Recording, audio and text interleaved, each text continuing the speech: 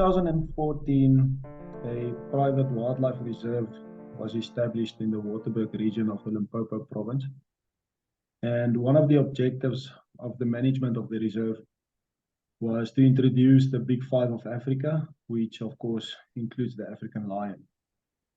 So in the quest to get lions on the property, they spoke to a couple of scientists and farmers and other ranchers to get a hold of the correct group of lions. And one of these guys they eventually spoke to was a lion rancher or a lion breeder himself, who suggested that captive bred lions be released on the reserve. This, of course, would then tick the management box for the reserve management that there would be lions released on the property. And of course, for the lion rancher, it was important to show or to find out if captive bred lions could be released into the wild and survive on their own, which at this stage and up until recently was a very controversial question, but an important one to answer nonetheless. So the rancher eventually felt so confident about the fact that he donated a group of lions, one adult male and 4 sub-adult females. And he said that he would donate the lions to the reserve. They could release them, monitor them, and then if it was not successful, then he would take the lions back. So that's how the lions ended up on the reserve. Of course, then there was a lot of curiosity about the project. So eventually that evolved into a scientific study, which I was lucky enough to be a part of, and we did a PhD study on them. I enrolled at the University of the Free State, and we registered the project with the university.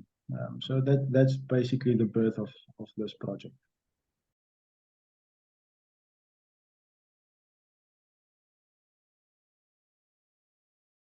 So in terms of captive breeding of lions, South Africa is the only country in the world where this activity takes place, and it has raised a lot of eyebrows. There's a lot of public opinion, both nationally and internationally. And I think for the ranchers who invested in this venture or in this business, it was really important for them to show that they can positively contribute towards conservation. And I mean that specifically in a direct contribution kind of way. That's, I mean, apart from the contribution where the revenue that they generate from their businesses are being invested back into wildlife conservation. So I think for them it was important to show the worth of their businesses. And I think from a scientific point of view, where I became involved, it was important for me to put the theory to test. You know, there still is 2 sides to the story. The one side being positive that captive bred lions cannot be released, and lion ranchers or game breeders, you know, being positive about the fact that it could. So for me, it was about discovering the truth, whichever way it went. It was a scientifically based study. It was approved by the university and all of their boards on ethical research. So, you know, before we make assumptions on any field of science or wildlife or conservation, it's important for us to prove that scientifically. I think that's where I agree to be involved. I've got no investment whatsoever in lion farming, lion breeding, lion hunting, or any of those. I'm merely a manager on a game ranch. So for me, it's important to figure out if what we believe we're doing is positive or not, and to prove it scientifically. That was important for me.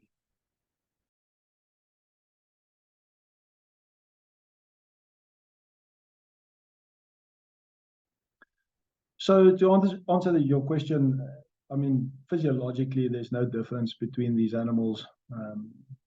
The difference between a captive bred lion and a so-called wild lion, as they are identified in the South African National Biodiversity Management Plan for lions specifically.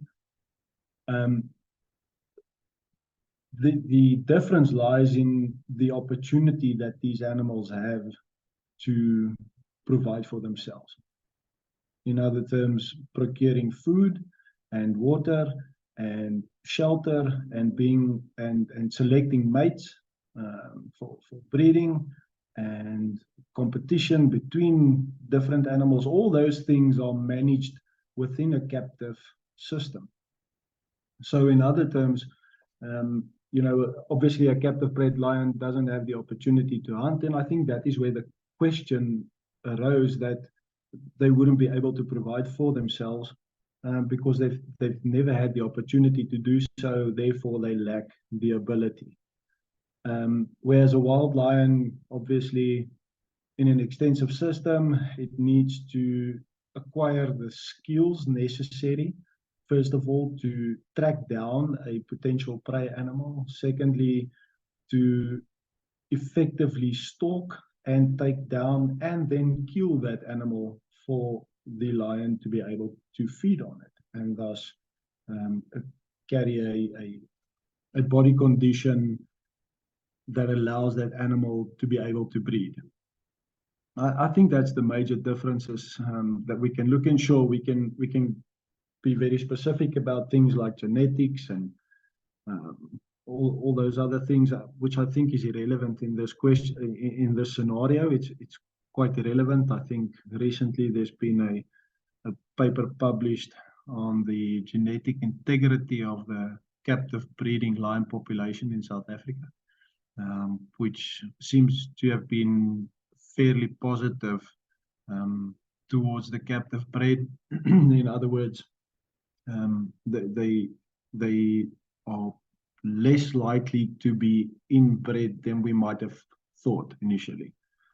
But I think in terms of what the general differences are, it's all about the opportunity to be able to procure food, so to provide for themselves and to be able to provide for their young, to become to that age where they also can provide for themselves.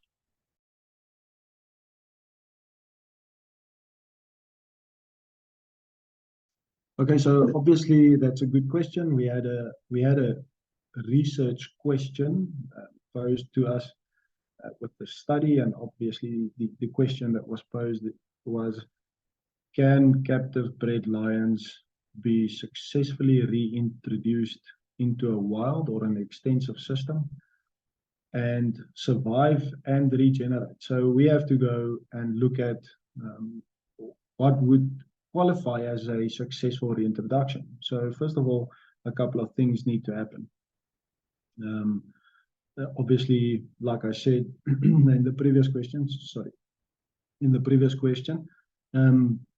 these lions, captive bred lions, have never had the opportunity where they had to hunt. They've never tracked down an animal. They've never had to kill. All of those things have been provided for them, literally all of their lives. So we had to then go and set out a set of criteria that we would think would justify a reintroduction of these lions. So we set out 5 criteria for this, and we judged at the end of the project. We had to judge the entire project, not just individual lions, to all of these questions. So first of all, the ability to form social groups in an extensive and wild habitat, because African lions are social felines. They're the only social felines in Africa. So that would be a requirement. And that comes into their behavior and how they interact and how they hunt, and how they breed and how they protect their young. It's all part of their social lifestyle.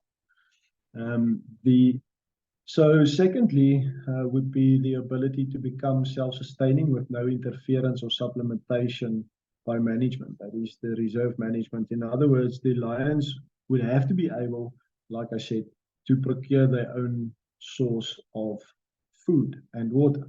And for a lion to be able to do that, there are certain things that they need to be able to do.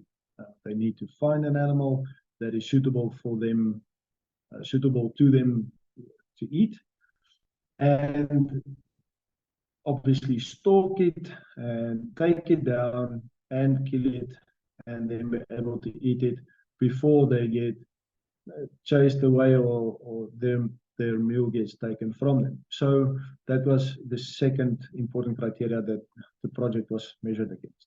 Thirdly, the ability to reproduce by raising offspring to maturity, female sexual maturity, and or a dispersal of the males from natal pride. So this is very important when you look at the social behavior of lions. Females tend to stick with their natal pride, so that was important. Even after they've become sexually mature, they tend to stick with their pride.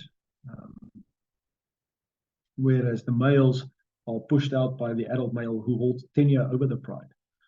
So they are then get pushed out into a nomadic lifestyle and then go on to fight for their own prides of females. That's nature's way in a lion's life of controlling the genetics and minimizing inbreeding. So fourth, the ability to teach offspring to hunt effectively, interact socially, reproduce, and secure a healthy and viable F2 generation, which would be characteristic of wild managed lions. So once again, very important when you look at the behavior of a pride of lions or of a single lion. These are important factors that we needed to consider.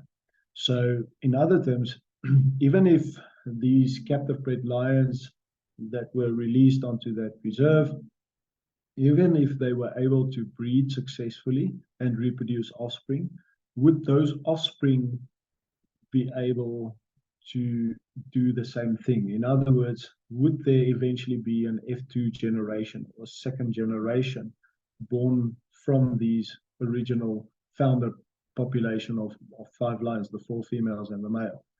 That was really important because that comes into question when you talk about population growth, and that's where conservation starts getting momentum.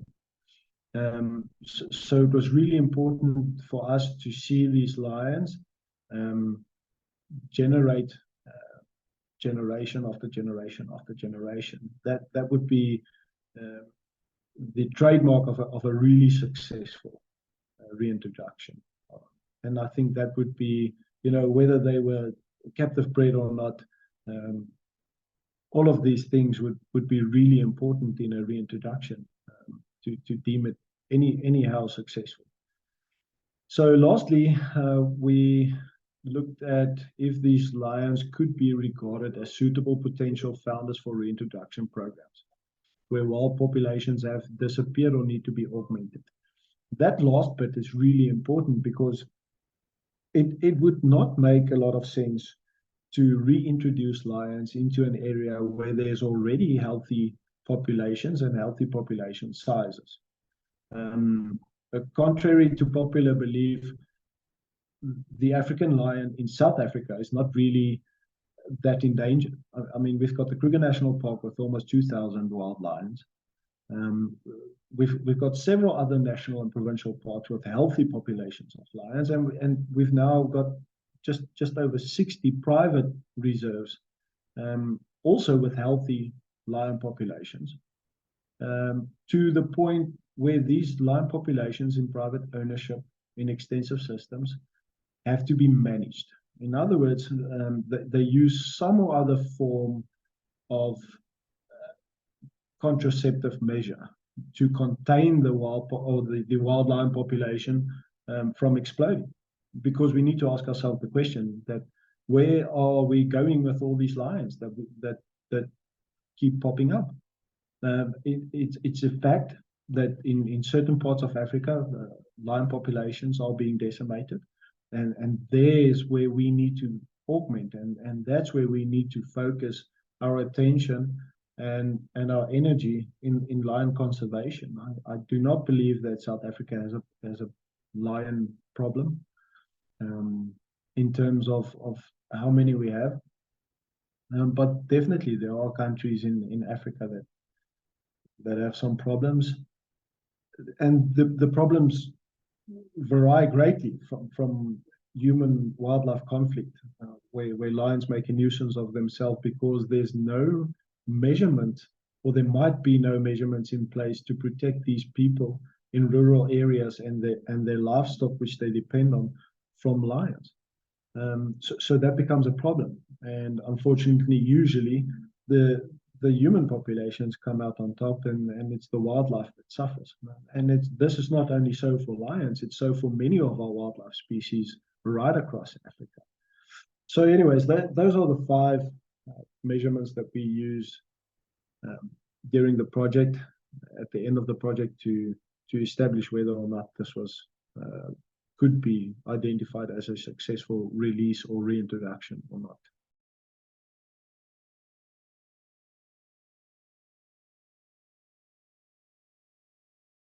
Okay, so obviously during the project, when I say project, I mean the release of the lions. So first of all, the lions were released in late 2016, and they were put inside a holding boma for a period of about 6 weeks, just to adapt to the new environment and so forth. And so we could fit satellite collars to some of the individuals so that we could keep track of them, and which would make it a lot easier for us to, on a continual basis, assess their condition and how they are doing and so forth, and so that we could intervene if it would have been necessary. And in mid to late January 2017, the lions were released onto approximately 22,000 hectares of wildlife reserve, where they were left to roam free and to be lions. From that day on, there was not one instance where these lions had to be fed by anybody. Right off the bat, the lions looked after themselves. They somehow figured out that they needed to catch their own prey to be able to survive. It was amazing to see it firsthand. I was lucky to be involved. I think within 14 days, if I remember correctly, we came upon one of the lionesses who had split from the original group, and she had actually taken down an adult kudu bull. It obviously, judging by the condition of the lions at that stage, it didn't make sense to us that would be the first catch that they'd made. It was just the first that we had witnessed. So that was our first time that we thought that this could really work and that could go really well for the lions. And obviously it ticked a lot of the boxes that we were after. But I mean, it was only until about mid 2018 that we decided that this should be scientifically recorded, and that there's a lot more there's a lot more value to this project than we initially thought. So for the first year and a half or so, the recordings we made were simply notes into a notebook of, we saw this and that lion, and they seem to be okay, and there's a cub here and there's a cub there, and these 2 lions are together. I mean, at that point in time, we didn't individually identify the lions even. So in 2018, we changed the approach. We got more satellite collars. We used the method that has been published to individually identify the lions, so we can take careful note of which lion moves where and who walks around with whom and all of those things. So it was really interesting to see. And in 2017, by mid-August, if I remember correctly, all 4 of the sub-adult females who had been released from captivity to the reserve had given birth to their first cubs, which was quite remarkable for several reasons. One being considering the pregnancy period of a lion, or the gestation period of a lion, is about 110, 120 odd days. So in other words, these lions did not conceive while they were in captivity or while they were still in the holding boma. They actually conceived after being released onto the greater reserve, which was remarkable to see. And secondly, I mean, these females had to contain a body condition good enough for a long enough period for them to conceive, and then for the fetuses to grow inside the females for a period of 110 to 120 days. And then for that lioness, who had by then never seen the outside of an enclosure larger than 4 hectares, to know how to hide her cubs from other predators, how to care for her young, how to go out hunting on her own and make sure that she's in a condition good enough to provide valuable milk for her cubs. It's life-changing to see that when you listen and you read all the critique surrounding this controversial subject. So, I mean, from there on out, we took really careful notes of what the lions were doing. There's obviously there's a thesis that I had to complete in order to complete my PhD study, which is available online. We can probably put the link up somewhere. And you'll see all the things that we noticed. For instance, what we really relatively soon realized was the tendency of lions to form what we call fission-fusion groups, which is something that is accepted. There is literature available about that, but it hasn't been described that well up until this point. And it's really interesting to see how the lionesses can form a group or a pride for a period of 5 days to 2 months, where they spend together, they hunt together, they sleep together, they do everything together. They socially interact like normal wild lions that you would see anywhere else in Africa. And then just split up for a period of 4, 5, 6 days, sometimes 2 weeks. They would separate, each lioness with her own cubs or her own sub-adults or her own young, and carry on about on their own, only to rejoin again after a period. I think that was really interesting from my point of view. That was probably one of the most interesting prospects of this research that we did. So all in all, obviously the lions did really well. By 2020, the first F2 generation of cubs were born on that reserve, meaning that one of the first cubs born on the reserve in 2017 gave birth to her own cubs in 2020, which was also one of the measurements that we used to judge the reintroduction. So there's really no doubt in my mind that captive bred lions can be introduced or reintroduced successfully into the wild.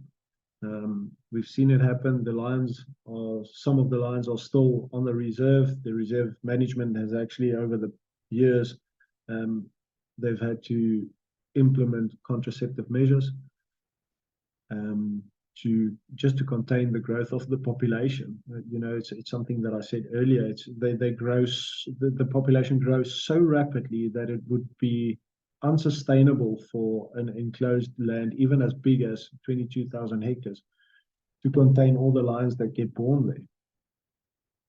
So, the reserve had to sell some of the lions, and some were donated. And, you know, it's a total control once you fence something in, completely different to the Kalahari or the Kruger National Park or the Masai Mara, where there's absolutely no management. But once you put a fence around something, you need to keep your finger on it. And it's no different to lions at all. What's interesting in this case is that it was captive bred lions who no one gave a chance of survival, and they did so well that the population actually had to be managed. That was, I think, that was groundbreaking. From the lion's point of view, it would be groundbreaking.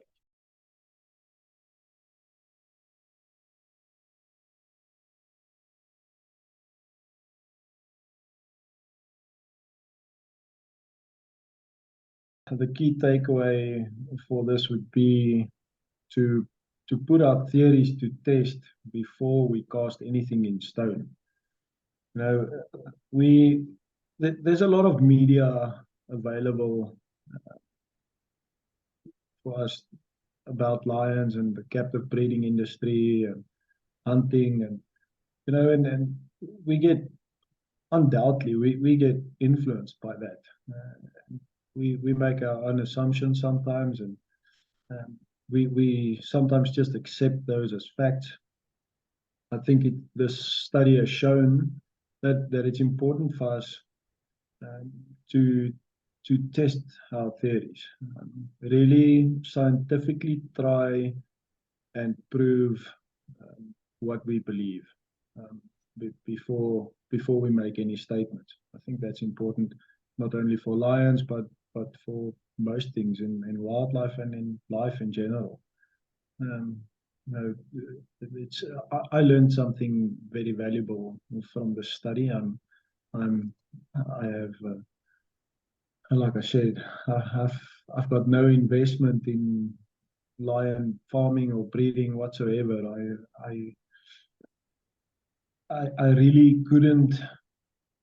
It doesn't matter for me. It doesn't matter to me if lions are bred in captivity or not, unless there is something positive coming from this, and we've shown that there is. And there's an opportunity that now exists for us to use the captive bred lions in areas where we desperately need to try and save lion populations. And we've proven that it can be done. These lions have proven that it can be done. I'm not taking any credit for this. It's possible. We can make a difference if we distance ourselves from our emotional input. That's important to me.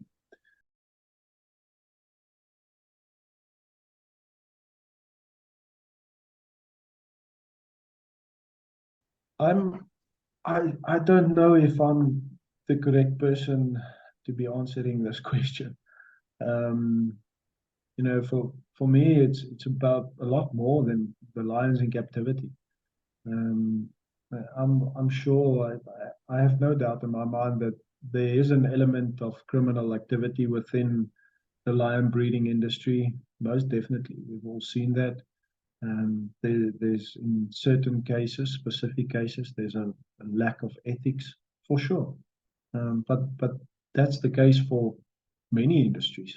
I don't see that to be a reason to annihilate a entire industry that is at this point still generating a lot of revenue.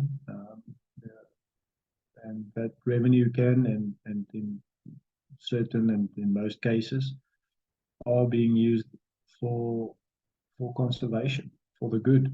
Um, for me, it would be a really sad day to see the South African wildlife industry going down um, because of this. This is the lion breeding industry is but one sector, and the attack on the lion breeding industry is profound, and it could have a domino effect on the rest of the wildlife industry. And there are thousands of people, including myself, who depend on the wildlife industry. I've made a life out of it. I've spent a good 8 years studying the industry, studying wildlife, studying um, the ecology and conservation and how it works. And I've spent most of my young career in the wildlife industry, providing for me and my family, and providing for many others who depend on this. So, just to to to stop an industry, it's a scary thought. The South African wildlife economy is profound. It's massive. It generates a lot of income. It generates a lot of jobs. It creates stability in areas, in rural areas in South Africa, where no other form of business would be able to generate the same amount of income. So it's a vital part of the South African economy.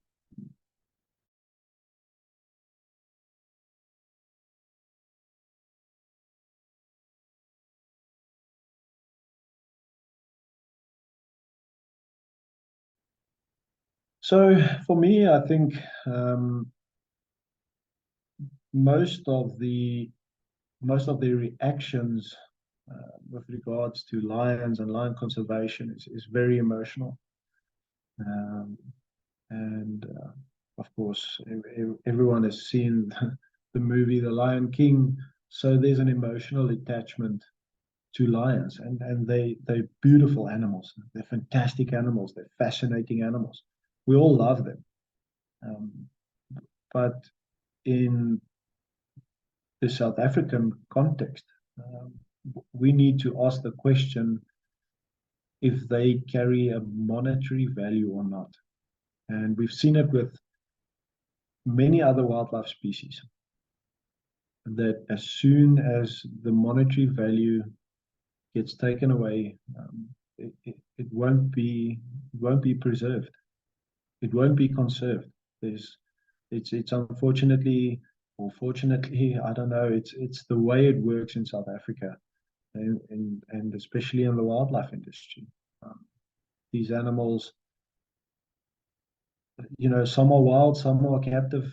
Um, we should be asking, how can we conserve lions where where the lion populations need to be augmented, there where they really are struggling. In West Africa, for instance, there are very few lions left. We need to focus our energy on that. And yes, sure, definitely. We need to eliminate the criminal element within the entire wildlife industry. And I'm sure that there are organizations and bodies of corporate that um, are waiting to partake in just such an activity, um, because those elements are making the rest of us look bad as well, which is very unfortunate. Um, um, I don't necessarily want to give my opinion with regards to hunting and all that. I can tell you that obviously I'm opposed to canned hunting, um, but we need to distinguish between canned hunting and captive breeding. There's a massive difference between those two terminologies, and I think the difference in the two terms have become blurred by false propaganda. over the years, unfortunately. So yeah, I think there's a lot of work to be done in lion conservation. I'm eager to stand by and help where I can. I'll be really happy to get involved in projects like those. And why not use the captive bred lions? There are many captive bred lions in South Africa. Let's use them to the benefit of conserving an iconic species.